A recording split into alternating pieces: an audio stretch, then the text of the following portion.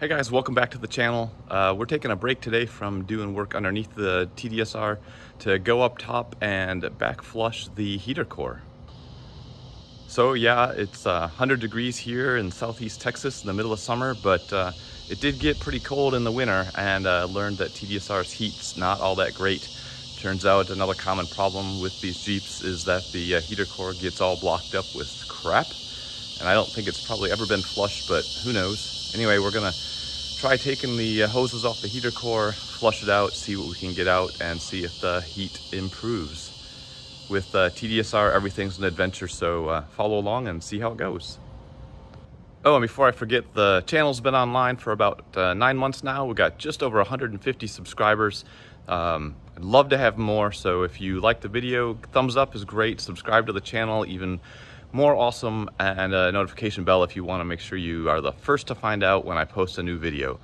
Anyway, let's get into the job. There are lots of videos out there on how to flush the heater core, so I want to just point out a couple things that I couldn't readily find when I was trying to figure this out myself. First, orient you, this is the 2.5 liter 4-cylinder 1997 TJ. These are the hoses coming off the water pump and the thermostat going into the heater core.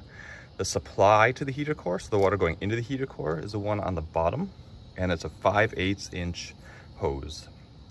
The one on the top is the one that's going the return. It's coming out of the heater core, and that's an 11/16 inch or 3/4 inch hose. So if you want to back flush, you want to put water in the return side, which is the top, and the water would be coming out on the bottom.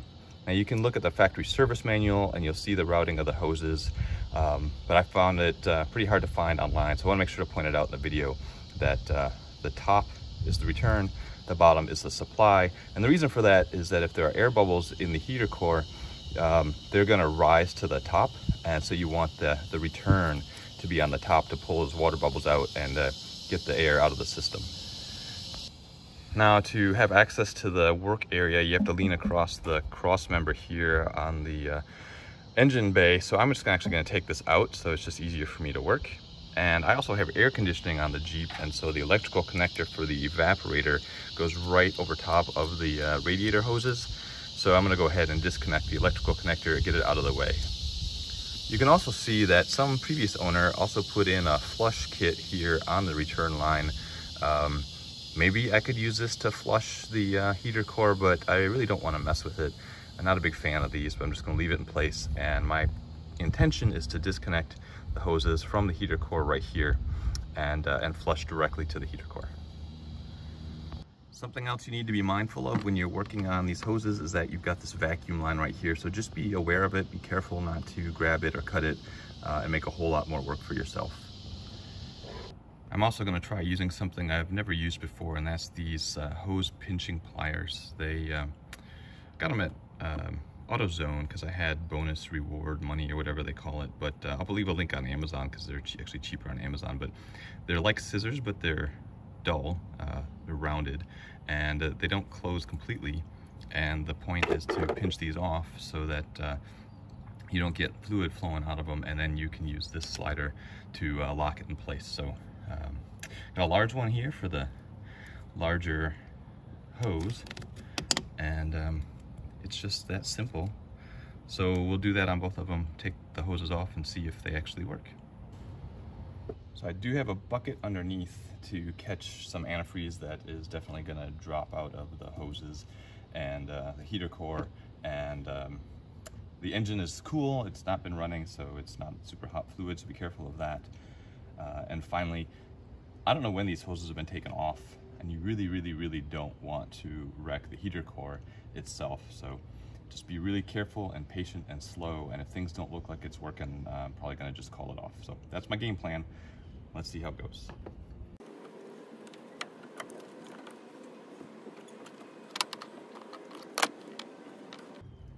So it doesn't rotate at all.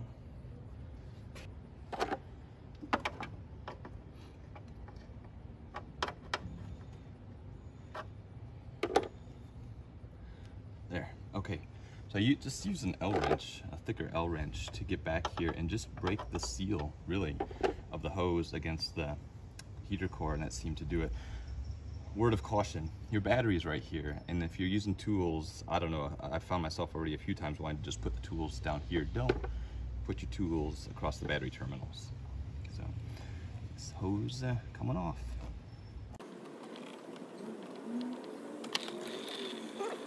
And looks like the pliers did their job. Let's just get that out of the way.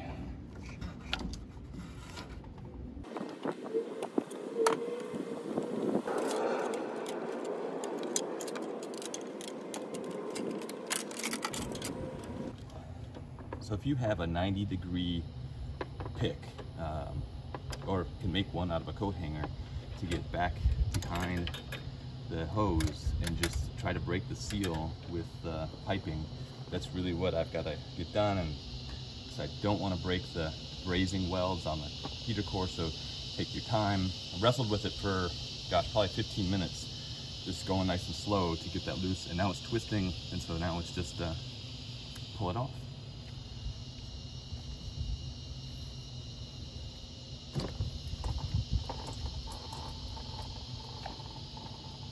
And again, these hose pliers are great.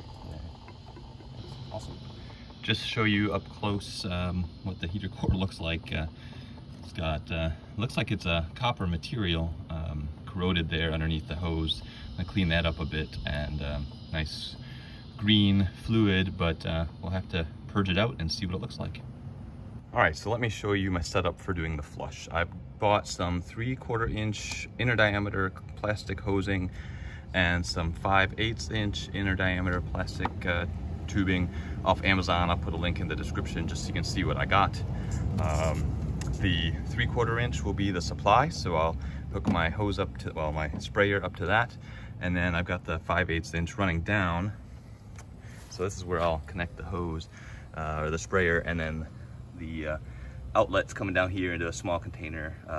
Used to be protein powder, I guess, and we'll collect it this way. I'm trying not to put it into a huge bucket because, you know, I got to take it and get it all recycled, so it'd be easier to not have to move it to a bunch of different containers. So that's the setup.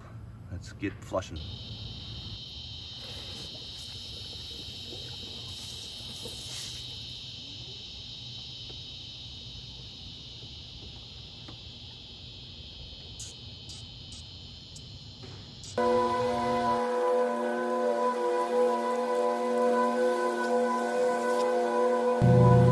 I don't think this coolant is supposed to be brownish green. I think it's supposed to be a bright green. So there might be some good solids at the bottom of this. I'm going to transfer it to a different container and see what might be at the bottom of this one. There's some stuff down there, but not as much as I kind of thought there would be. So maybe this isn't going to be the miracle cure that I had hoped, but we'll do some more flushing and see what we can do. All right, so I'm going to try forward flushing it now. We'll go in the supply direction and see what color the coolant is that comes out.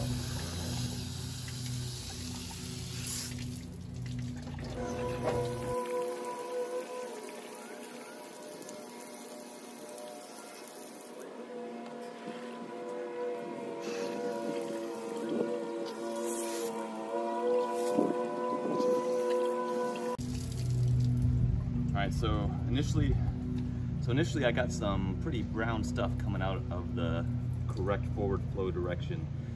So now I'm just using the hose on and off, kind of burping it, giving it some pressure, letting it flow out, see if I can break anything loose.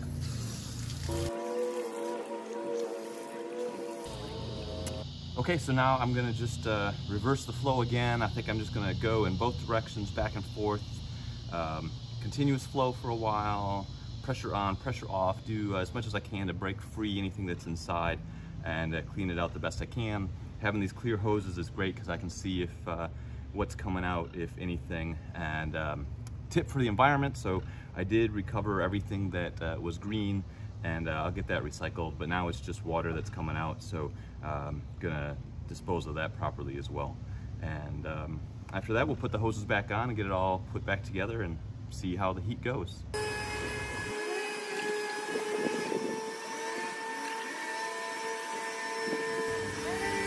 All right guys, and before I put the hoses back on, just one thing you saw me do, I did put some new 50%, 50-50 mix of coolant back into the heater core, so now it's full of coolant, not a whole bunch of water. And so now it's just a matter of putting the hoses back on. There's gonna be some air in there, but not a whole lot. And the system should be able to take care of that air, and we should be in good shape. Well guys, that's gonna be a wrap on this video. TDSR's back up and running. No leaks on the radiator hoses. It'll probably be a few months before I get to where I need to turn the heat on and see if it's really any hotter than it was last winter.